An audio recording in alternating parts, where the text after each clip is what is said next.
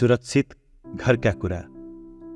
साप्ताहिक रूपमा 52 हप्तामा 52 कुरा गरौँ।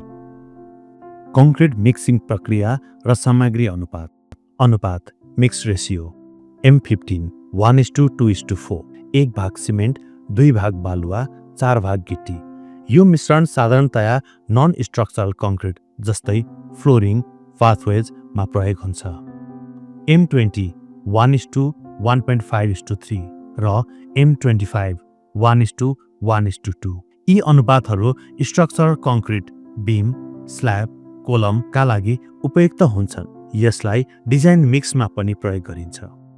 प्रक्रिया मिक्सिङ प्रोसेस सबै सामग्री सिमेन्ट स्यान्ड एग्रिगेट सुक्खा रूपमा राम्ररी मिक्स गर्नुहोस्। आवश्यक मात्रामा पानी मिसाएर फेरि राम्रोसँग मिक्स गर्नुहोस्। मिक्सिङ समय कम्तीमा 2 मिनेट कायम गर्नुहोस्। तयार भएको कङ्क्रिट 30 मिनेटभित्र प्रयोग गर्नु उपयुक्त हुन्छ। घर निर्माणका थप कुराका लागि हेर्दै गर्नुहोस्।